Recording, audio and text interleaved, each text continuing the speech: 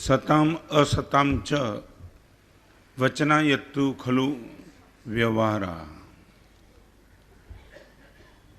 अनंत उपकारी पूज्यपाद आचार्य भगवान सोमदेव सुरेश्वर जी महाराज रचित नित्य वाक्यामृत ग्रंथ के अगले सूत्र में हम प्रवेश करते हैं।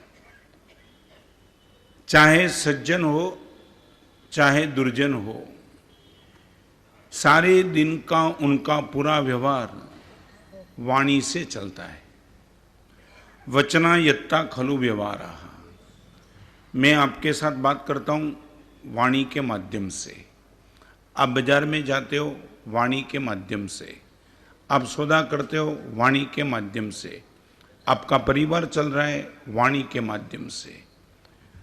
चाहे सज्जन हो चाहे दुर्जन हो, वो बिना वचन बिना वाणी का व्यवहार, उनका व्यवहार चलना नेक्स्ट टू इम्पॉसिबल है। तो एक प्रश्न आपको पूछना चाहता हूँ, भोजन बिना मेरा शरीर जब नहीं चलता है तब मैं वही भोजन करता हूँ जो शरीर के स्वास्थ्य को डिस्टर्ब न करे। जब वाणी बिना मेरा व्यवहार चलता ही नहीं है तब मैं वचन प्रयोग ऐसा ही करूँगा कि जिनके हिसाब से मेरा व्यवहार डिस्टर्ब न हो जाए।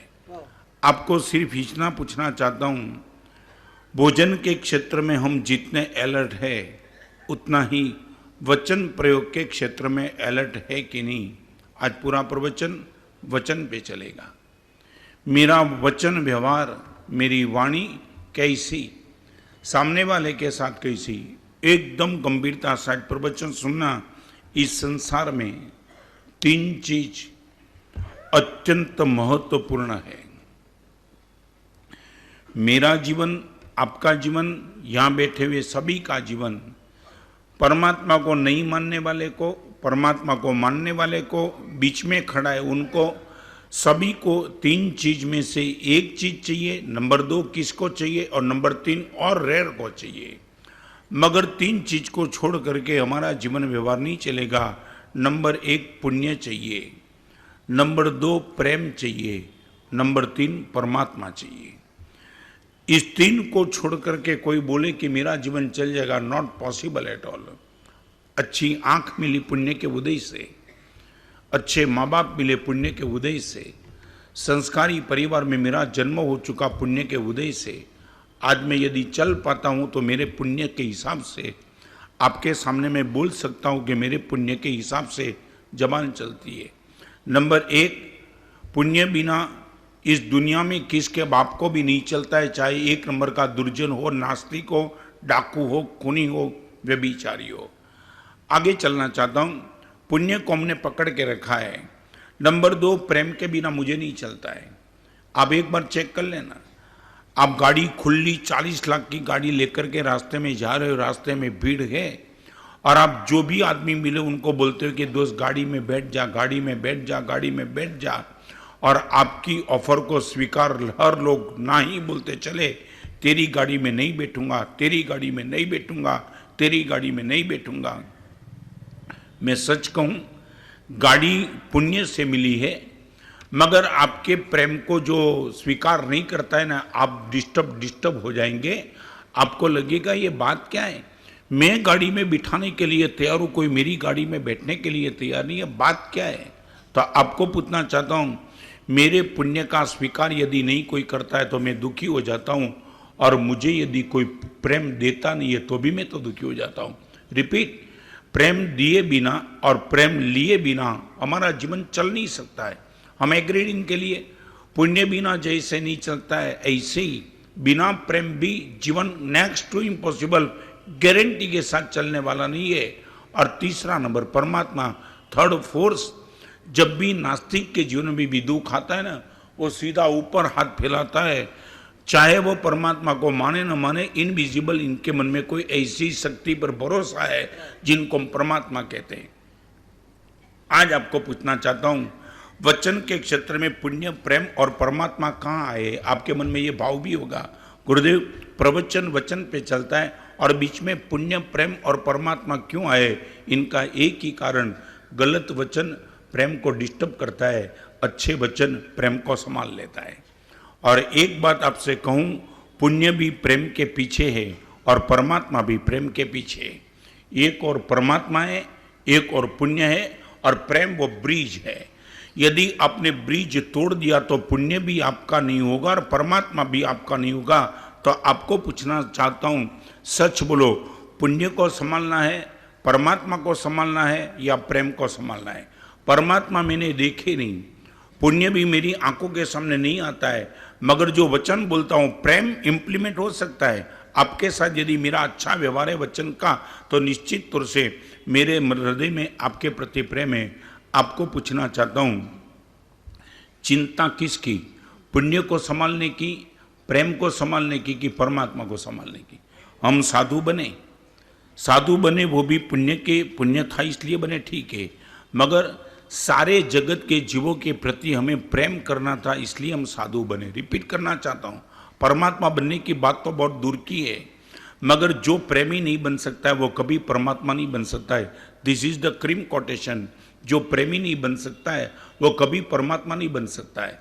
आपको ये कहना चाहता हूं, परमात्मा हम पाना चाहते हैं, पुण्य को बढ़ाना चाहते हैं, प्रेम को पकड़ना पड़ेगा, और प्रेम को बचाने के लिए वचन को सबसे बड़ा संभालना पड़ेगा।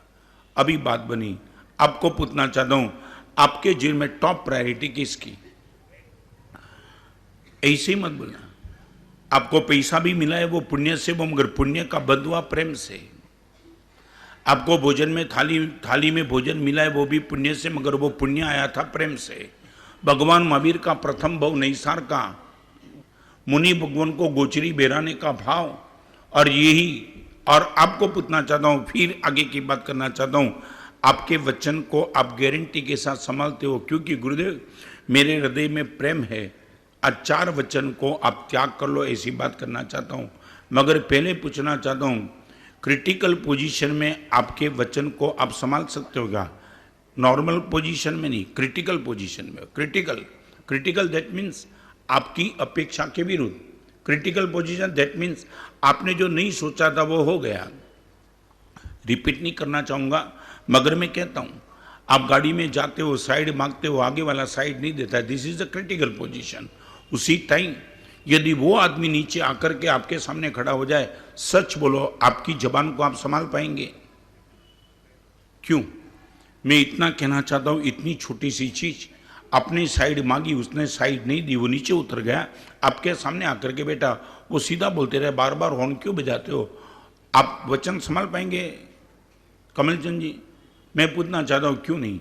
ये वचन डिस्टर्ब हुआ, आपका प्रेम गया, और प्रेम गया, फिर पुण्य गया, और पुण्य गया, फिर परमात्मा भी चले गए। प्रेम को अकेले को छोड़ दो, पुण्य और परमात्मा दोनों आपसे दूर हो जाएंगे, और प्रेम को बचा लो तो पुण्य और परमात्मा दोनों आपके साथ हो जाएंगे। मैं आपसे पूछना चाहता हूं, हम मेरे वचन को क्यों डिस्टर्ब करते हैं? वाई? मुझे थोड़ा जवाब चाहिए। सामने वाले की साइड मांगी, उसने न दी, आपको वचन को डिस्टर्ब करने की जरूरत क्या थी? एक छोटा सा प्रश्न गंभीरता से पूछना चाहता हूं, सच बोलो, मेरी बात मेरा लड़का न माने वो गलत है, या परमात्मा की बात मैं न मानूं वो गलत है? पहले ये पक्का कर लो, परमात्मा की बात मैं नहीं मानता हूं वो गलत है, कि मेरी बात मेरा लड़का नहीं मानता है वो गलत? ज्यादा गलत कौन सी चीज, ज्यादा मुझे डिस्टर्ब करने वाली चीज कौन सी? अनंत ज्ञान के मालिक परमात्मा, इनकी बात मैं नहीं मानता हूं वो ज्यादा भयंकर है, या मेरी बात मेरा बेटा नहीं मानता है वो भयंकर है? आपको पूछना चाहता हूं, आपकी मानसिकता क्या? भगवान का मुझे मानना चाहिए कि मेरी बात मेरे बेटे को माननी चाहिए? हम क्या लेकर के बैठे? क्या आपसे पूछना चाहता हूं, आपकी मानसिकता क्या? परमात्मा की बात मैं नहीं मानता हूं, इतने 1.5 महीने से गुरुदेव बोल रहे, और गुरुदेव की बात भी सब बात मैं नहीं मानता हूं, इंप्लीमेंट नहीं करना शक्ति होने का। तो मैं आपको पूछना चाहता हूं, मेरी बात आप निगलेक्ट कर रहे हो वो भयंकर लगता है, कि आपका बेटा आपकी बात निगलेक्ट कर रहा है वो भयंकर लगता है? आपको चुपता क्या है? जानना चाहता हूं, ज्यादा भयंकर क्या? मेरी बात मेरा बेटा मान भी ले तो मेरी सदगति होने वाली नहीं है, मगर परमात्मा की बात मैं मान लूं मेरी सदगति पक्की है। मेरी बात मेरा बेटा माने तो मेरा पुण्य बढ़ेगा, गारंटी नहीं है, मगर परमात्मा की बात मैंने मान ली, निश्चित तौर से मेरा पुण्य बढ़ते चलेगा। ओके, मैं पहले ये पूछना चाहता हूं, आपको ज्यादा चुभन कब होती है? ये मेरा बेटा, मैंने 15 साल 20 साल 25 साल तक उनको बड़ा किया, मेरी बात नहीं मानता है, और सामने ये परमात्मा। मैं जब कहीं कितना भी बदमाश था तब भी उनका मेरे प्रति प्रेम था। इनकी बात मुझे माननी चाहिए कि मेरी बात मेरे बेटे को माननी चाहिए? आपसे जल्दी पूछना चाहता हूं, आपकी मानसिकता क्या? मुझे परमात्मा की बात माननी चाहिए कि मेरे बेटे को मेरी बात माननी चाहिए? दो विकल्प आपके सामने है, आपकी टॉप प्रायोरिटी पर किस पर? परमात्मा की बात मुझे नहीं माननी चाहिए? हाँ, चुभेगा नहीं, मैं यही तो कहना हूं। और आपको और आगे की बात करूं, आपका बेटा भी आज आपकी बात इसलिए नहीं मानता है कि किसी जन्म ने तो आपने परमात्मा की बात नहीं मानी है। तुम न्यारे तब सब ही न्यारा, अंतर कुटुंब उदारा, तुम ही नजीक नजीक है सब ही, रिद्धि अनंत अपारा, साहिबा शीतल जिन मोहे प्यारा। भगवान, सारी दुनिया यादी मेरी नजदीक है, तो इनका एक कारण मैं किसी जन्म में तेरी नजदीक था। रिपीट करना चाहता हूं, यह अध्यात्म सार ज्ञान सार हरिभद्र सुमा का वचन, अनंत गणधर भगवान का वचन। सारी दुनिया यदि मेरी बात मानती है, इनका एक कारण किसी जन्म में परमात्मा, मैं तेरी बात मान के बैठा था। आज मेरा खुद का बेटा मेरी नहीं मानता, इनका कारण मैंने तेरी बात कभी नहीं मानी थी। हम इतने नीचे उतर गए। मैं अनंत दोष का गुलाम, मेरी बात मेरे बेटे को मानना जरूरी है। मैं क्रोध करता हूं, वासना करता हूं, मैं लोभी हूं, मैं बदमाश हूं, मेरी दुर्जनता प्रकट नहीं हुई, मैं हर तरीके की दुर्जनता लेकर के बैठा हूं, तो मेरे जैसी बदमाश की बात मेरे बेटे को माननी चाहिए, और अनंत गुण के मालिक परमात्मा की बात मुझे नहीं माननी चाहिए? यूं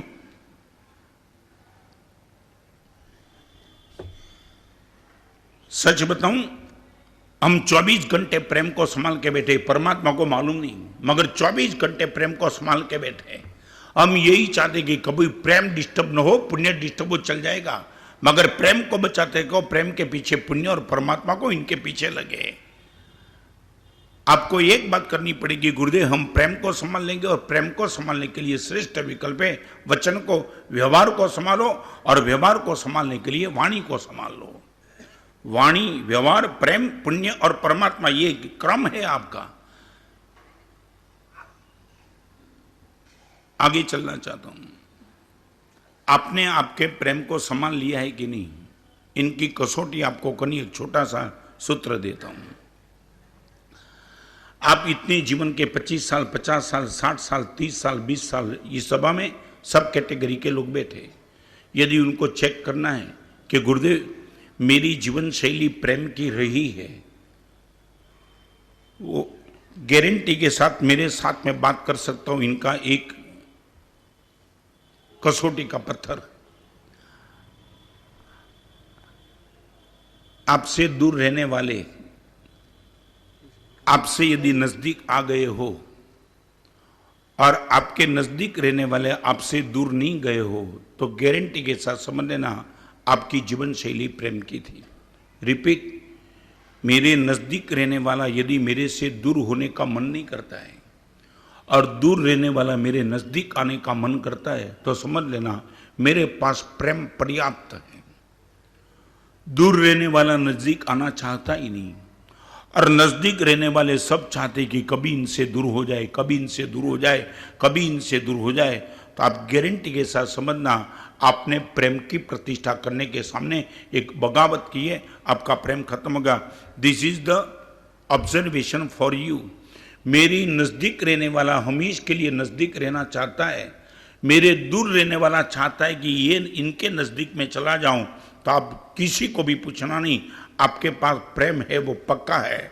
आपकी नजदीक रहने वाला आपका बेटा, आपकी पत्नी, आपका भाई, आपकी भाभी, आपके माँ बाप, उनको यदि लगता है दूर हो जाए तो अच्छा है, दूर हो जाए तो अच्छा है, दूर रहने वाले नजदीक आना चाहते नहीं है, और नजदीक रहने वाले साथ में रहना नहीं चाहते, तो समझना आपने प्रेम के नाम से कुछ अलग कर दिया है। आपको पूछना चाहता हूं, क्या है आपकी मानसिकता? पति घर से बाहर जाए उसमें पत्नी को आनंद, बाप घर से बाहर निकल जाए उसमें बेटे को आनंद। बेटा यह सोचता है कि पिताजी कब घर से बाहर जाए, बाप यह सोचता है कि बेटा कब घर से बाहर जाए। ये व्यवस्था हजारों परिवार में बन चुकी है। जितना जल्दी बाहर निकल जाए वो अच्छा है। वो पति भी समझता है निकलो घर से बाहर। क्यों? मुझे गच्छाधिपति की आज्ञा से यहां आना पड़ा, बात अलग है, मगर मैं आना नहीं चाहता था। सांता क्रूज के चातुर्मास में हम 55 साधु एक साथ थे, 55। कभी जोर से बोलना नहीं हुआ किसको। और एक साधु भी ऐसा नहीं चाहता था कि 55 के बीच में, तुम समझ सकते हो कि कितनी असुविधा होती होगी, बैठने की, गोचरी की, पानी की, सब मकान की तो जो मर्यादा होती है वो होती है। गोचरी में 3 रोटी आई, खाखरा आया, पूरी आई, क्या मालूम नहीं, मगर सबको लगता है गोचरी बोचरी छोड़ो यार, एक साथ 55 को रहने का मौका मिला। हम एक साथ साधु जी में मैं 188 मुनि भगवान के साथ रहा हूँ, 188। हमें कभी लगता नहीं कि हम अलग हो जाए, गुरुदेव से दूर हो जाए। हमें लगता है कि जिंदगी भर तक गुरुदेव के साथ रहे, चिपक के रहे। और आपके परिवार को ऐसा क्यों होता है, हम विभक्त हो जाए, संयुक्त रहने का मन क्यों नहीं होता है? पूछना चाहता हूं, जानना चाहता हूं मानसिकता क्या। मेरी नजदीक रहने वाले को दूर होने का मन नहीं होता है महाराज साहब, और मेरी दूर रहने वाला भी चाहता है कि ऐसे परिवार में यदि मेरा जन्म हो गया होता मैं धन्य बन जाता। हमारे वहां एक शब्द लिखा है, सबसे अच्छे साधु समुदाय किसका। किसी को गाली देना नहीं चाहता हूं, समझ लेना, मगर कौन सा समुदाय, या तो आपकी भाषा में बताओ कौन सा कुटुंब बच जाएगा। जहां साधना ज्यादा है वो समुदाय टिकेगा नहीं टिकेगा मालूम नहीं। जहां साधना ज्यादा है वो समुदाय टिकेगा मालूम नहीं। जहां अभ्यास ज्यादा है पढ़ने का, वो समुदाय टिकेगा नहीं टिकेगा मालूम नहीं। साधना कम होगी तो भी चल जाएगा, अभ्यास कम होगा तो भी चल जाएगा, शिष्य की संख्या कम होगी तो भी चल जाएगा, मगर स्नेह कम होगा तो वो नहीं चलेगा। सबसे टॉप प्रायोरिटी, हम सब साधु और साधु जी भगवान के पास तुम आओ, दूसरा हमें कुछ दिखाई पड़ेगा नहीं दिखाई पड़ेगा, मगर स्नेह तो पक्का दिखाई पड़ेगा। कोई गुजरात का, कोई राजस्थान का, कोई कच्छ का, कोई बंबई का, सब अलग अलग आए, मगर सभी के प्रति एक दूसरे का प्रेम। आप हिल जाएंगे कि गुरुदेव हम 55 साधु रहे, 6 महीना 5 महीना, मगर एक दिन भी ट्रस्टी को, किसी को, या तो मुझे खुद को भी, हम 55 साधु के सामने एक दूसरे ने किसी को अटैक कर दिया और जोर के आवाज से बोला है, 4 महीने में कुछ नहीं, नॉर्मल चला। आपको पूछना चाहता हूं, आगे चलना चाहता हूं, पहले आपकी मानसिकता जानना चाहता हूं। करीबन मानसिकता क्या, दूर रहने वाला नजदीक आना चाहता है। मैं आपको बताऊं, सूरत में था मैं, एक परिवार मुझे मिलने के लिए, जिस परिवार की बात मैंने बहुत सुनी थी, करीबन उनके 10 दृष्टांत थे, आज एक दृष्टांत देना चाहता हूं। 6 लोग परिवार में, सास थी, पिताजी थे, पुत्र थे, मां थी, लड़की थी, पुत्रवधू थी। बात चलते चलते सबसे पहले मैंने बात बताई कि आपके परिवार की बहुत बात सुनिए कि परिवार में प्रेम जबरदस्त है। महाराज साहब, परमात्मा की कृपा, आप जैसे मुनि भगवान को हमने बहुत सुना है और इम्प्लीमेंट करने का प्रयास किया है।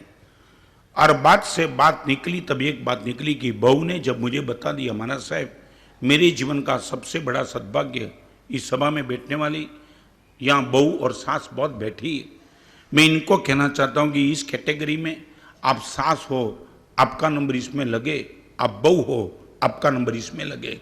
दोनों में नंबर 1 किसको देना वो प्रश्न था, क्योंकि जबान प्रेम इतना पावरफुल लेकर के बैठे थे। और बहू ने मुझे बता दिया, महाराज साहब जीवन का ऐसे तो हजारों सद्भाग्य है मेरे जीवन में, मगर सबसे बड़ा सद्भाग्य वो, आपको समझने में भी शायद दिक्कत होगी, मगर 1 मिनट की थोड़ी 30 सेकंड के लिए भी आप डेप्थ में सोचेंगे, आपको पता लगेगा इनका इंटरप्रिटेशन क्या हो सकता है। और वो बहू ने सास के सामने अंगुली करके बता दिया मुझे, महाराज साहब मेरे जीवन का सबसे बड़ा सद्भाग्य ये, इनकी कोख से मेरा जन्म नहीं हुआ। अब नहीं समझ पाए, महाराज साहब ये सास है, मगर मेरे जीवन का सबसे बड़ा सद्भाग्य ये रहा कि इनकी कोख से मेरा जन्म नहीं हुआ। मैं भी तो 1 मिनट नहीं समझ पाया प्रकाश जी।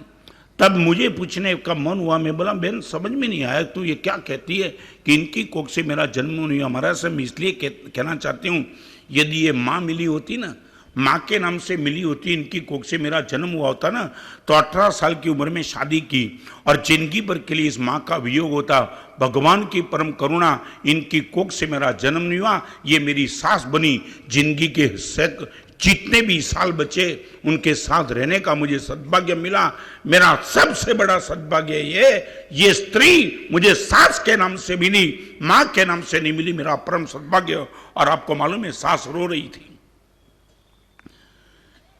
एक संत के सामने कोई बहू अपनी सास की इस ढंग से प्रशंसा करे, सास रहेगी बाकी आसमान में उड़ने लगी, इनकी आंख में आंसू था। तब मैंने उनको पूछा कि बहन ऐसा तेरे मन में भाव, तेरी माँ के सामने सास को तो नंबर 1 पे रखती है, महाराज साहब ये सास नहीं है, देवी से भी आगे। 24 घंटे में इनके साथ रह करके महाराज से मैं समझ पाती हूं। तब सास तार तार रो रही थी। मैंने पूछा बहन ऐसा कोई प्रसंग? महाराज साहब शादी के 6 महीने के बाद स्लिप डिस्क की दिक्कत होगी। महाराज साहब शादी के 6 महीने के बाद संपन्न परिवार, संयुक्त परिवार, मेरी जिम्मेदारी थी चौके को संभालने की, मगर महाराज साहब में खड़ी नहीं हो पाती थी और बेड रेस्ट करने का मौका या गद्दी में सोई थी। महाराज साहब वी आर वेल एस्टेब्लिश, चिकान पैसा है, मगर ऐसी स्थिति में महाराज साहब में बैठ नहीं पाती थी। और ये माँ महाराज साहब अब विश्वास नहीं, 6 महीने के बाद यंग थी मैं और सास की भी तो उम्र होने लगी, पूरा चौका संभाल लिया उसने। और वो बात तो ठीक है, मगर महाराज साहब पूरे परिवार को भोजन कराने के बाद वो पूरा गैस का सिलेंडर महाराज साहब मैं जहां सोती थी वहां लेके आती थी।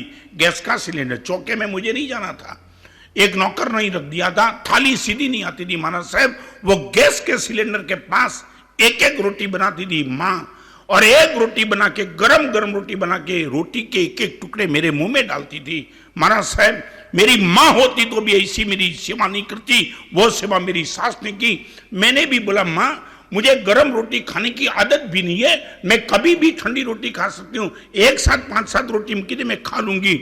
और माँ ने इतना ही कहा, तेरे माँ बाप ने भरोसा के साथ मेरे पे भेजा है, तेरे में मैं बहू का दर्शन नहीं करती हूँ, तेरे में मेरी बेटी का दर्शन करता हूँ, मेरी बेटी को मैं ठंडी रोटी नहीं खिला सकती हूँ। ये ताकत क्या शब्द होगी इनके बहू और सास के बीच में, ये व्यवहार क्यों नहीं चलता है यहां? खुद तो कॉम्प्रोमाइज करना पड़ेगा। और सास की आंख में जो आंसू देखे मैंने, ऐसा परिवार में सूरत में देख के आया हूं। 10 दृष्टांतों का कहूंगा, तुम हिल जाएंगे कि महाराज साहब वो परिवार का दर्शन कराओ। ये एक परिवार की बात नहीं करता हूं, 47 साल में मैंने ऐसे कई परिवार देखे कि जिनको लेकर के लगता है कि क्या कॉम्प्रोमाइज करते होंगे। और महाराज साहब पूरा 1.5 महीना चला मेरी, ये 1.5 महीना में महाराज साहब न सास ने रात देखी, न दिन देखा, न कभी बाहर गई। 24 घंटे चाहे शादी का प्रसंग आया, ससुर को बोल दिया कि संबंध तू संभाल लेना, दूर वाले के मैरिज के संबंध को मेंटेन करना है तो तू कर देना, मैं तो आप कर देना, मगर मैं तो बहू के पास रहूंगी, मेरा संबंध इनके साथ सबसे ज्यादा है। ये बात आगे चलना चाहता हूं, जीवन को चेक करना, बार बार शब्द क्या क्या क्या शब्द को बिगाड़ के बैठे हो।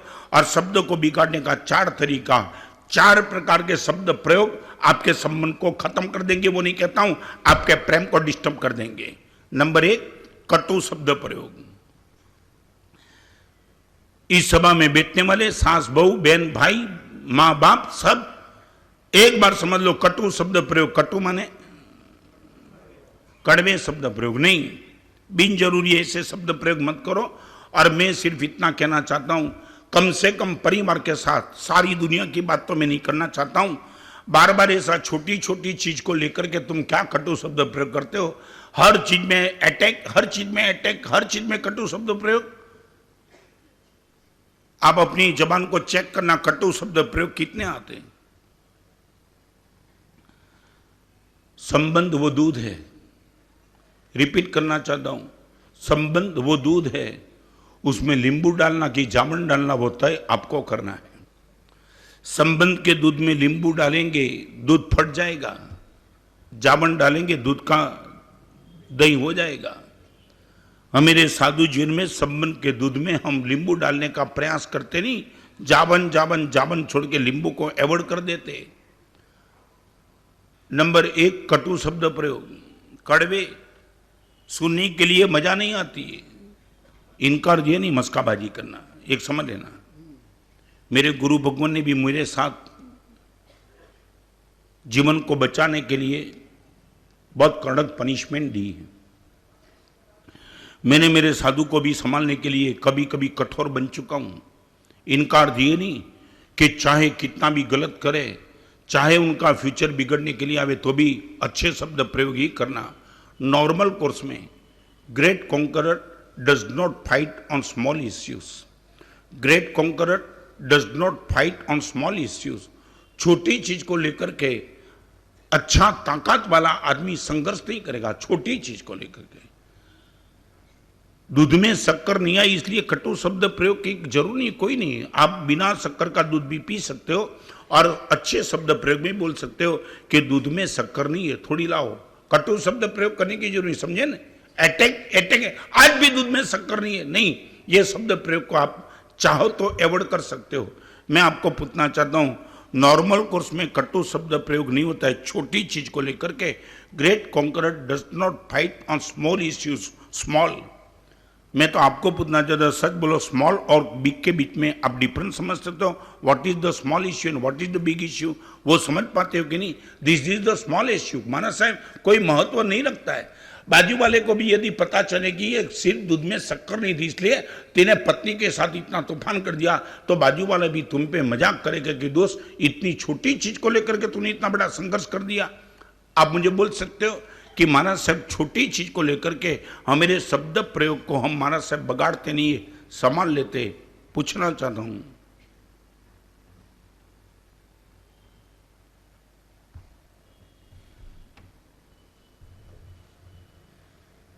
जानना चाहता हूं, कमल चंद जी क्या नहीं, बहुत गंभीर बात। और एक बात बताऊं, ताकत वाला आदमी तो बड़ी चीज को छोटी मान के वो निगलेक्ट कर देता है। वो जिनकी बहुत बड़ी ताकत है ना, वो तो बहुत बड़ी चीज को भी निगलेक्ट कर देता है। जाने दो यार, क्या लगता है? ये नीति वाक्य अमृत ग्रंथ कमाल कर रहा है। चाहे सज्जन हो चाहे दुर्जन हो, पूरा व्यवहार वचन से चलेगा। वचना यत्ता खलु व्यवहारा। अधीन, बिना वचन तुम्हारा व्यवहार नहीं चलेगा। जब बिना भोजन मेरा शरीर नहीं चलता है तो मैं अच्छा भोजन ही करता हूं। तो बिना वचन यदि मेरा व्यवहार नहीं चलता है तो मैं अच्छे शब्दों का ही इस्तेमाल करता हूं। यह बोलने की हमारी तैयारी क्यों नहीं है? क्या पुखराज जी जवाब चाहिए? छोटी चीज को लेकर के महाराज साहब जबान को फिसलने नहीं देते, ये बोलने की मानसिकता गारंटी के साथ महाराज साहब। और एक बात, हम तो महाराज साहब इतना प्रवचन सुनने के बाद ताकतवान बन गए, दुनिया की दृष्टि से कितनी बड़ी बात होगी हम उनको छोटे में कन्वर्ट कर देंगे। ये ताकत।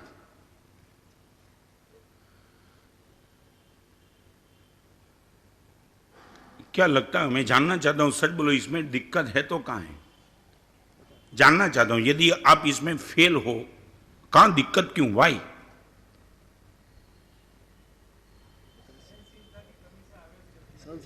क्या है?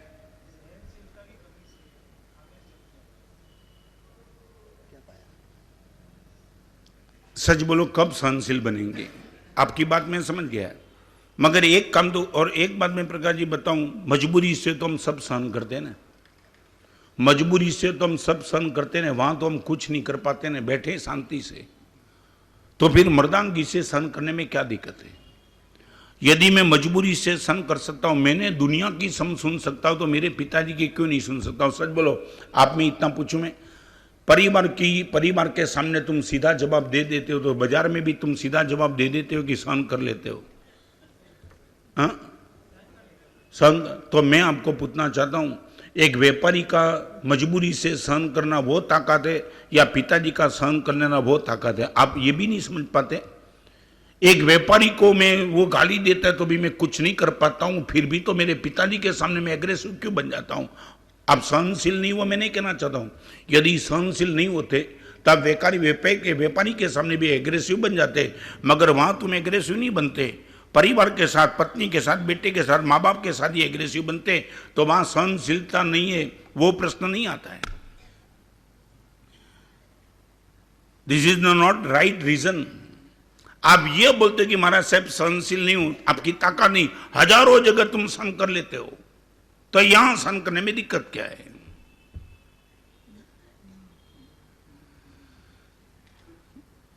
बोलो। सहनशीलता का आपका आंसर गलत हो गया। अभी दूसरा,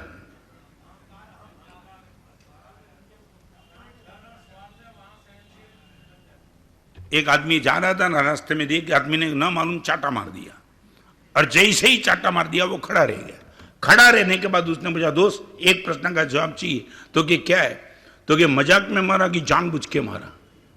मजाक में मारा कि जानबूझ के मारा? वो पूछ रहा है। तो वो चाटा मारने वाले ने क्या बताया मालूम है? मजाक मजाक में नहीं मारा, बोल जानबूझ के मारा। क्या कहना है? तो कि तो ठीक है, अपने को मजाक पसंद नहीं है। बोले तो भी क्या बोले? अभी वो बोलता है जानबूझ के मारा है। अभी बोल तू ताकत है तो, मगर उसको मालूम गया नहीं मसल ताकत लेके बैठा है। अभी मैं बोलूंगा तो और दो चाटा मारी देता, शांति। सच बोलो, अहंकार कहां है तुम्हारा? तुम जो भी बोलो मेरे पास जवाब है, क्योंकि तुम झूठे हो। सत्य का एक ही जवाब होता है ना। झूठ का पानी, you can speak lie but not, you can speak only a lie. समझ लेना, you can speak lie but you can not speak only a lie. झूठ बोलना सरल है, मगर एक ही झूठ बोल के रुक जाना नॉट पॉसिबल एट ऑल। एक बार तुम झूठ बोल सकते हो, मगर झूठ बोल के तुम रुक नहीं पाएंगे। एक झूठ को दूसरा झूठ, दूसरा तीसरे को लेके आएगा, कहीं ना कहीं तो पकड़े जाएंगे। अभी यही तुम पकड़ रहे हैं ना, सहनशीलता फिर अहंकार। अभी जो भी है जवाब दो, क्या है? हाँ, ये बना। आप ये सोचते कि परिवार मेरे भरोसे से ही चलता है। आपको बताऊं, थोड़ा कठोर शब्द लगेगा, मगर एक बात बताऊं, मैंने अभी 2 दिन पहले एक पुस्तक में पढ़ा, मुझे बहुत चुभ गया, बहुत आनंद आया कि लिखने वाला भी क्या लिखता है। उसने ये लिखा है कि मुझे ये मानने की जरूरत नहीं है कि मेरे अस्तित्व से ये जगत सधवा है। सधवा माने नहीं, वो भी नहीं। सधवा शब्द गुजराती है। उनका अर्थ यह है कि शादी करने वाली स्त्री के पति जिंदे होते, विधवा किसको बोलते?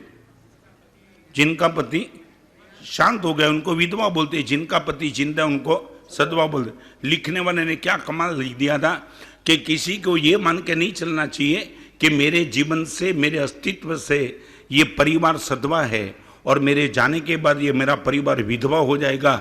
ये किसी को मानने की जरूरत नहीं है। नहीं समझे तुम? नहीं समझे? भगवान महावीर गए तो भी हम जिंदे हैं, कई गए तो भी जिंदे हैं। आप बहुत ज्यादा चिंता मत करो कि मेरे हिसाब से चलता है। मैं तो कभी कभी ये कहता हूं कि आपके हिसाब से ही डिस्टर्ब हो रहा है। शांति रखो, सब बराबर चलेगा।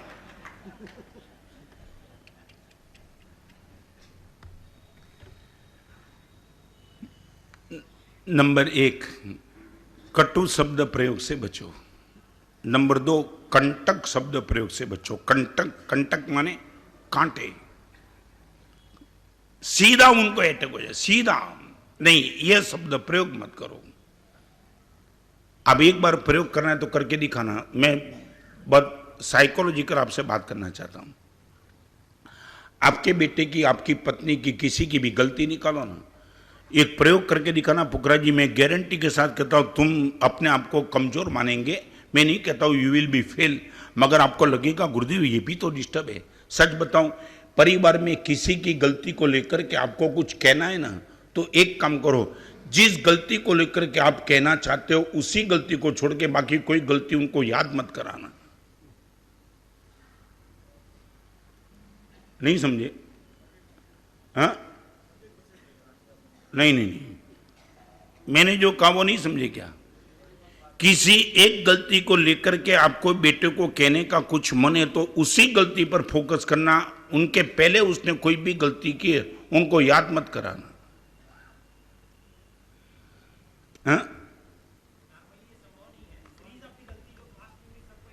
सच बोलो, क्यों कराते हो?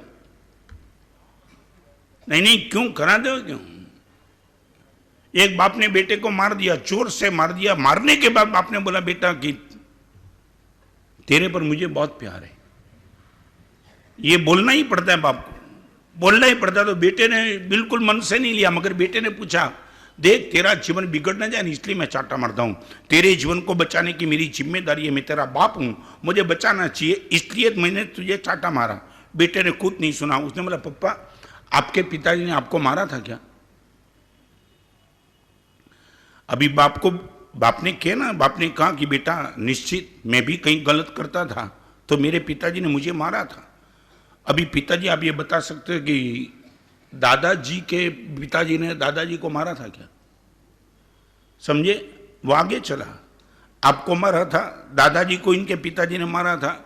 अभी बेटे ने, वो बाप ने दादाजी को देखा था तो समझा दादाजी का जीवन भी बहुत अच्छा था, इनके पिताजी ने मैंने देखा नहीं मगर मारा ही होगा। अभी वो लड़का और आगे चला, इनके पिताजी दादाजी ने उनको मारा था क्या?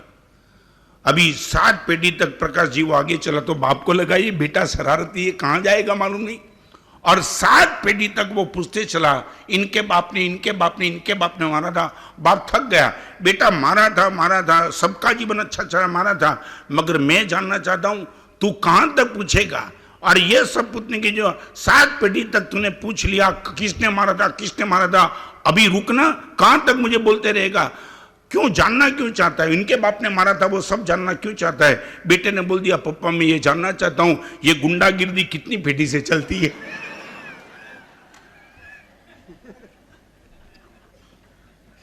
बाप मौन हो गया।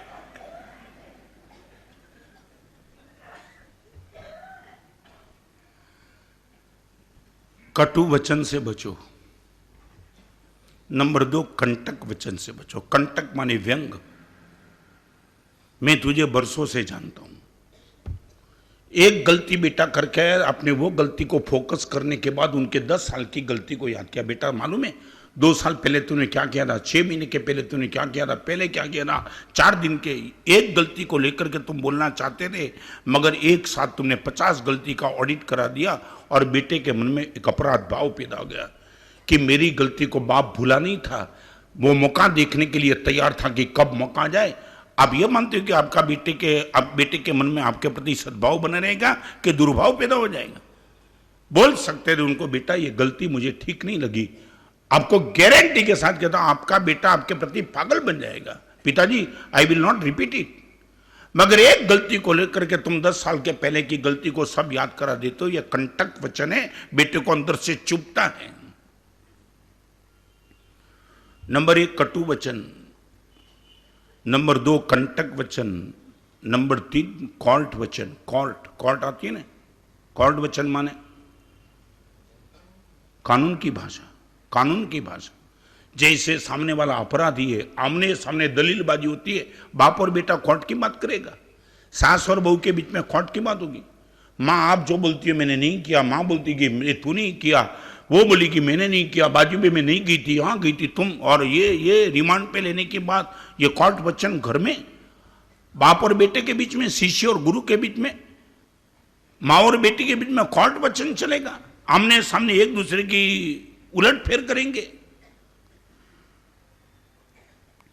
ये 3 नंबर का वचन और 4थे नंबर के वचन की बात करने के पहले बोलता हूं सच बोलो, ये 3 वचन को मैं अवॉइड कर सकते, कटु, कंटक और कोर्ट वचन।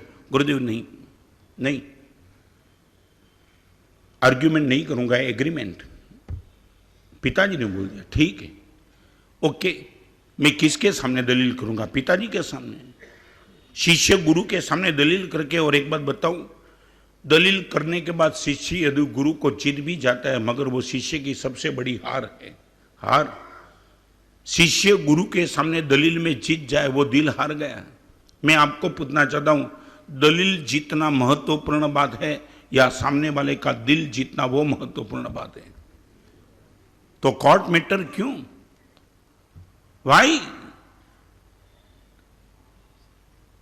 गुरुदेव आपके दिल को मैं जीतना चाहता हूं, दलील करके मैं भी पॉसिबल, मैं प्रूव कर सकता हूं कि मैं सच्चा था, आप झूठे थे, मगर गुरुदेव को झूठ प्रूव करना। एक लड़का ये सोचेगा मेरे बाप को मैं झूठ प्रूव कर दूंगा, पिताजी यू वर द रॉन्ग, तुम्हारा रॉन्ग डिसीजन रहा, ये बेटा बाप के सामने ये रॉन्ग, पिताजी को झूठा प्रूव करना है।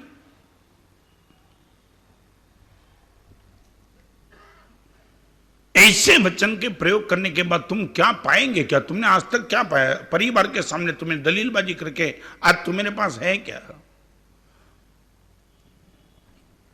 एक बात बताऊं, मैं चाहता हूं इस सभा में बैठने वाले की कुटुंब में व्यवस्था ना हो, मगर मैं जो इतने साल में सब देख के आया हूं, वहां दो ही बात होती है। जब भी कुटुंब के सदस्य इकट्ठे होते एक साथ, दो ही बात चलती है। एक तो शिकायत चलती है और दूसरे नंबर में क्लैरिफिकेशन चलता है। समझे? दो ही चीज। क्या? एक शिकायत, नंबर दो सफाई। पति पत्नी से, पति पत्नी से, बाप बेटे से, सास बहू से यदि इकट्ठे होते ही नहीं, मगर कभी कभी इकट्ठे होते और बात की शुरुआत होती है तो या तो शिकायत या तो सफाई। आपने मेरे लिए मैं साड़ी मंगाई थी मगर नहीं लाया, तो पति सफाई देगा, नहीं लाने के पीछे ये कारण था। पति ये बोलेगा कि मैं शाम को आया तब मैंने पहले से बता दिया था कि थाली तैयार रखना, मगर तूने थाली तैयार नहीं रखी। पत्नी सफाई देगी, आज आकस्मिक काम आ गया इसलिए मैं बाजू में गई थी। ये इनको छोड़ करके कोई दूसरी बात होती है परिवार में? कोई शिकायत नहीं, कोई सफाई नहीं। आओ हम सब परिवार वाले हैं, गलती सभी से होती है, आओ हम एक दूसरे से दो चीज को अवॉइड करके बात करेंगे। आप प्रयोग करना, सप्ताह में एक दिन संडे के दिन बैठ करके परिवार का एजेंडा बना देना और एक एजेंडा में लिख देना सफाई की और शिकायत की बात कोई नहीं करेगा, उनको छोड़ के जो भी बात करना है करो। करो ना, एक दिन तो प्रयोग करो।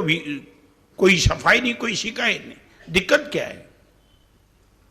आपको मालूम नहीं है? आपको शायद कमेंट लगेगी, मैंने बंबई में एक बार वेदना से कहा था कि पूरा परिवार सप्ताह में 2 दिन तो साथ में बैठो। एक लड़के ने मुझे पूछ लिया शिविर में, महाराज साहब परिवार को साथ में बिठाने के बाद आप क्या अपेक्षा क्या रखते हो? मैंने बोला परिवार एक बार साथ में बैठते रहेगा सप्ताह में 2 बार तो परिवार व्यवस्था बच जाएगी, बन पाएगी, टिक जाएगी, सबका एक दूसरे के प्रति स्नेह बढ़ेगा। लड़के ने बड़ी वेदना के साथ कहा, महाराज साहब आज हमारा परिवार यदि बचा है, साथ में नहीं बैठते इसलिए ही बचा है, साथ में बैठेंगे परिवार टूट जाएगा। ये बात आप समझ गए मैं क्या कहना चाहता हूं? महाराज साहब हम सबको एक साथ बिठाओ ही मत, हम नहीं बैठते इसलिए तो परिवार बचा है। सभी को एक दूसरे के लिए शिकायत है, सभी को, बेटे को बाप के लिए, बाप को बेटे के लिए, सास को बहू के लिए, बहू को सास के लिए। हम इकट्ठे नहीं होते इसलिए परिवार चलता है। इकट्ठे हुए और कोर्ट रूम खड़ी हो जाएगी।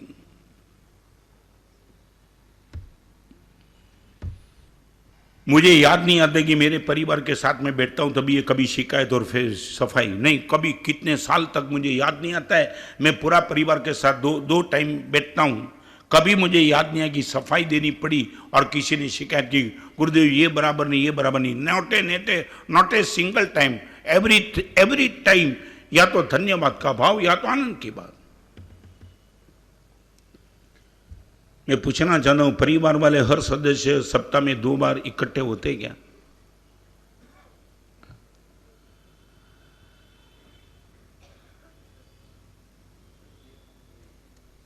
हाँ? नहीं? क्या बोलो ना? हाँ? होली दिवाली नहीं, ये बराबर है, ये गोलछा बराबर बोले। होली और दिवाली 2 क्यों याद आया? और मैं बताऊं सच बोलो, दिवाली और होली तू क्यों नहीं बोला? क्योंकि पहले होली होती है, उनको शांत करने के लिए दिवाली करनी पड़ती है, फिर होता ही क्या? होली दिवाली नहीं, दिवाली होली बोलना था ना। नहीं, मगर जो होता है वही पहले निकल जाता है मुंह से। होली पहले होती है, दोनों में प्रकाश तो होता है। सच बोलो, होली में भी प्रकाश होता है, दिवाली में भी होता है, मगर होली का प्रकाश प्रशंसनीय नहीं। करीबन करीबन करीबन होली की बस यही मानसिकता। आप मजाक कर रहे नहीं, यही स्थिति है। होली और दिवाली 2 दिन ही। आप ये बोलो कि गुरुदेव कभी कभार 2-3 दिन एक साल में ऐसे होते होंगे जब हम मिलते नहीं होंगे, बाकी एवरी डे हम मिलते हैं। मुझे नहीं मालूम, चाहे 25 किलोमीटर का वीआरओ मेरे साधु के साथ में बैठा नहीं हूं, नॉट ए सिंगल डे। बहुत कोई क्रिटिकल पोजीशन आ गई और महत्वपूर्ण काम आ गया, बात अलग छोड़ो, बाकी every day we meet twice in a day, रोज के 2 बार, कोई सफाई नहीं, कोई शिकायत नहीं। ये परिवार आपको कभी देखना पड़ेगा महाराज साहब, 12 का, 14 का, 55 का और 188 साधु का परिवार कैसे चलता है महाराज साहब। कभी तो पूछो साधु भगवान को आकर के महाराज साहब कोई तनाव क्यों पैदा नहीं होता आपके बीच में। हमारे वहां हर चीज की सुविधा, फिर भी बिना तनाव का जीवन नहीं चलता है। या 1000 जात की असुविधा होने के बाद भी महाराज साहब कोई शिकायत का भाव हम दिखते नहीं है। भाई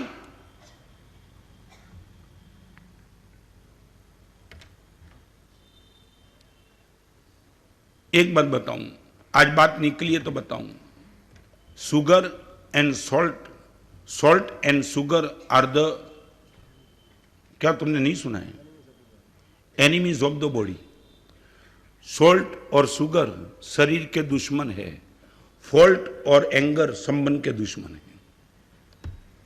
आपको लिखना है तो लिख दो, salt and sugar are is the enemies of the body. Salt और शुगर, नमक और शक्कर, वो शरीर के दुश्मन है। जितना नमक को अवॉइड कर सको, जितना शुगर को अवॉइड कर सको, इतना आपके स्वास्थ्य के लिए अच्छा है। Salt and sugar are the enemies of the body. शक्कर और नमक दोनों शरीर के दुश्मन है, तो faults and anger are the enemies of the relation. बाप और बेटे के बीच में, माँ और बाप के बीच में, शिष्य और गुरु के बीच में फॉल्ट एंड एंगर, गलती और क्रोध, ये गारंटी के साथ संबंध को डिस्टर्ब करते रहेगा। महाराज साहब फॉल्ट से भी बचता रहूंगा और एंगर से तो निश्चित तौर से बचता रहूंगा। समझे कि नहीं समझे? और एंगर के आगे बस एक डी शब्द लगा दो, एंगर के आगे डी लगाओ, फिर क्या होगा कमल चंद जी? डेंजर। बस बात खत्म करो। एंगर के आगे तुमने डी शब्द लगा दिया, वो anger is the danger. D मत लगाओ, और डी नहीं लगाना तो एक को कैंसिल करो। एंगर बहुत, और आखिर होता भी तो क्या है, हम ही तो डिस्टर्ब होते। चलो आगे। एक बात मैं पूछना चाहता हूं, 2-3 दिन के लिए प्रयोग करेंगे, आज आपको बताना चाहता हूं। 5 मिनट बची है, मगर मैं आज का लेसन देना चाहता हूं। नंबर 1, पहली बात तो ये कि मेरे शब्दों को मैं संभाल सकता हूं, वो आपका एक हौसला बन जाए। इनके लिए अंग्रेजी शब्द है आई कैन। सच बोलो, इतना हौसला आपका बन गया इस प्रवचन के बाद? आप में विश्वास आया महाराज साहब आई कैन। एक सास और बहू के बीच में ये रिलेशन मेंटेन हो सकता है, तो महाराज साहब आई कैन ऑल्सो। समझे? आई कैन दैट मीन्स मेरे गुरुदेव को दीक्षा लिया, दीक्षा का पालन किया, मैंने सोचा आई कैन। एक ऐसी व्यक्ति 30 उपवास की साधना कर सकता है, उनको देख करके दूसरा बोल सकता है कि आई कैन। एक आदमी कितना भी बाजार के पीछे पागल होने के बाद 9 के 10 में प्रवचन में आता है, तो उनको देख करके एक छोटा सा आदमी भी सोच सकता है कि इतना बड़ा कारोबार लेकर के बैठने वाला भी प्रवचन के लिए समय निकाल सकता है। I can. ओके, चलो आगे। पहले नंबर में आपके मन में यह हौसला बनना चाहिए कि महाराज साहब आई कैन। आपके मन में यदि ये भाव है कि महाराज साहब आई कैन नॉट, तो आपके लिए ये प्रवचन नहीं होगा। पहले इस सभा में बैठने वाले सास और बहू को सास को नहीं देखना है, सास को बहू को नहीं देखना है, उनको सोचना है कि आई कैन। महाराज साहब वो बहू के मानसिकता में मेरा नंबर लग सकता है आई कैन। और सास यदि हो तो वो भी सोच सकती है, एक सास अपने बहू के प्रति इतनी उदार बन सकती है, आई कैन ऑल्सो। चलो आगे। मैं आज आपको लेसन देना चाहता हूं, if you would like to change your life and mind. Number 1 I can, number 2 I must. I must माने अंग्रेजी शब्द का ट्रांसलेट हिंदी क्या होता है? आई मस्ट माने आवश्यक। आई कैन में तो अभी छूट भी सकते हो। यहां एक आपका भाव बन गया महाराज साहब आई कैन ऑल्सो, कर सकता हूं। आई मस्ट, मस्ट का अर्थ है आपका एक संकल्प पैदा हो गया। आई मस्ट, महाराज साहब ये मैं कर सकता हूं नहीं, मैं करके ही रहूंगा। मैं कर सकता हूं, वो एक आई कैन। आई मस्ट, मैं गारंटी के साथ मानस साहब प्रयास तो शुरू करूंगा, मुझे करना है, रिपीट करना चाहता हूं, मैं कर सकता हूं वो आई कैन, मुझे करना ही चाहिए वो आई मस्ट। चलो आगे, ये हौसला यदि आपके पास आ जाए, नंबर 1 मैं कर सकता हूं आई कैन, मुझे करना ही चाहिए वो आई मस्ट, और नंबर 3 आई विल, मुझे करके ही रहूंगा, ये तीसरे नंबर की बात। आपको पूछना चाहता हूं हम कहां हैं? सच बोलो, ये पूरा का पूरा जितने दिन से प्रवचन चल रहा है, सब प्रवचन सुनते सुनते आपके मन में ये 3 कैटेगरी में कौन सा भाव तैयार हो गया? आई कैन, आई मस्ट या आई विल? सच बोलो, मैं आपको गंभीरता से पूछना चाहता हूं, इतने प्रवचन सुनने के बाद 3 कैटेगरी में आपका नंबर कहां तक पहुंचा? आई कैन में या आई मस्ट में या आई विल में? एक हौसला बन गया, मानस साहब ये मैं कर सकता हूं। यदि एक जेब कतरे को विजय भाई ठक्कर 500 रुपया जेब काटने के बाद दे सकता है, एक छोटा सा लड़का गुरुदेव आपको पूछ सकता है, आपकी मम्मी, ये सब लाइव एग्जांपल आप दे रहे हो, आई कैन मानस साहब। ये चौथे आने की भगवान महावीर के जमाने की बात मैं नहीं करता चाहता हूं, आपके एटमॉस्फेयर में जीने वाले लोगों का दृष्टांत देना चाहता हूं। ऐसे मैंने 1000 दृष्टांत मेरी आंखों के सामने मैंने लाइव देखा है, उन सबके जब आपके सामने फोकस करता हूं, आपके मन में हौसला बनना चाहिए, मानस साहब आई कैन, मैं कर सकता हूं। ये अंदर में विश्वास पैदा हो गया, भरोसा। एक आदमी मानस साहब वो कर सकता तो मैं भी तो कर सकता हूं, मगर कैन के बाद मस्ट में जाना पड़ेगा, मुझे करना ही चाहिए, आई मस्ट, और करना ही चाहिए वो भाव को जितना आप आगे ले जाएंगे, फिर तीसरे नंबर का स्टेप आएगा आई विल। मानस साहब मैं करके दिखाऊंगा, चाहे कितनी भी दिक्कत आएगी। मानस साहब वो रास्ता सीधा तो नहीं है, मैं समझता हूं, ये प्रेम को संभालना मामूली बात नहीं है, बट आई विल मानस साहब मैं संभाल लूंगा। सामने वाला मेरे पे अटैक करेगा, फिर भी मेरी जुबान को मैं संभालूंगा, मेरे वचन व्यवहार को संभालूंगा। चलो आगे, प्रवचन की समाप्ति के लिए मैं पूछना चाहता हूं, सच बोलो, मैं जानना नहीं, आपसे पूछना चाहता हूं, 3 स्टेप में हम आज बहुत आगे निकल गए, एक दूसरे और तीसरे स्टेप में हम जाते चले आई विल। जब गुरुदेव ने मुझे बोला रत्न स्नान में बेले के पाने बेले करने के बाद एकासन करता था और एक दिन में 18 घंटा स्वाध्याय करता था, गुरुदेव ने मुझे बता दिया बेले के पाने बेले, बेले के पाने एकासन, और एकासन में भी 18-20 घंटे तक स्वाध्याय यदि गुरुदेव कर सकते थे, तो जब गुरुदेव ने बताया तब मेरे मन में भाव आया आई कैन। यदि गुरुदेव ये कर सकते हैं बेले के पाने एकासन पे भी इतना स्वाध्याय, तो बिना बेले तो मैं भी तो कर सकता हूं। नंबर 2 में आई मस्ट में आया, मुझे करना ही चाहिए, और कभी कभी एक ऐसा भाव आया आई विल, और चौथे नंबर की बात आएगी आई डन। आई डन माने मैंने कर दिया गुरुदेव, ये 4 step, I can, I must, I will and I done. गुरुदेव मैंने शुरू कर दिया, अभी किसके बाप की ताकत नहीं मुझे पद भ्रष्ट कर सके। ये प्रवचन माला इसलिए है कि आपके मन में 1 नंबर का स्पॉट तो शुरू हो जाए कि गुरुदेव आई कैन ऑल्सो। यहां बैठने वाले कोई हताश मत हो जाना, गुरुदेव वो बहू की बात होगी मैं नहीं कर सकती हूं, वो सास की बात होगी मैं नहीं कर सकती हूं, ऐसे व्यक्ति की कोई दीपक भाई की बात होगी गुरुदेव वो 45 तक पहुंच पाते, मैं नहीं पहुंच पाता हूं। हताशा मत रखना, 1 नंबर पे तो आ ही जाना कि गुरुदेव आज प्रवचन में जो भी बोलते हो आई कैन, मैं कर सकता हूं गुरुदेव, और फिर वो उसका बन जाए तो नंबर 2 पे आना आई मस्ट, और नंबर 3 आई विल। और एक बार जब हो जाएगा और जो आनंद आएगा तब आप मेरे पास आकर के बोलेंगे गुरुदेव आई डन, मैंने कर दिया, अभी तक था मैं करके ही रहूंगा, मगर आज पहली बार आपको बोलना चाहता हूं आई डन, इतना कर चुका हूं। ये ताकत बनेगी। कटु वचन, कंटक वचन, कॉल्ट वचन, और 1 मिनट में चौथे नंबर की फिर ये रिपीट नहीं होगा, कंदर्प वचन। कंदर्प, कंदर्प वचन माने सामने वाले के हृदय में पड़ी हुई वासना को बाहर लाने वाले वचन। शांति से बैठा है, ऐसे वचन का प्रयोग करेंगे, उनके मन में वासना बैठी है सीधी बाहर आ जाएगी। दोस्त ये पिक्चर देखा, ये सीरियल देखी, कमाल किए, एक बार देखने के बाद तेरा मन मस्त हो जाएगा। कौन से पिक्चर की बात तुम कर रहे हो? किस सीरियल को दिखाने के लिए तुम बात करते हो? शांति से पड़ी हुई अंदर में वासना, उनको बाहर लाने का प्रयास। ऐसा कोई गीत, ऐसा द्विअर्थी संवाद, ऐसी कोई बातचीत गुरुदेव हम नहीं करेंगे। इनके मन में पड़ी हुई वासना को बाहर लाने का पाप करेंगे नेवर। ये 4 वचन दुर्गति में ले जाने वाले। नंबर 1 कटु वचन, नंबर 2 कंटक वचन, नंबर 3 कौट वचन और नंबर 4 कंदर्प वचन। इस 4 वचन से बच जाएंगे। एक बात, आज कौन सा गुरुवार हुआ? बुधवार।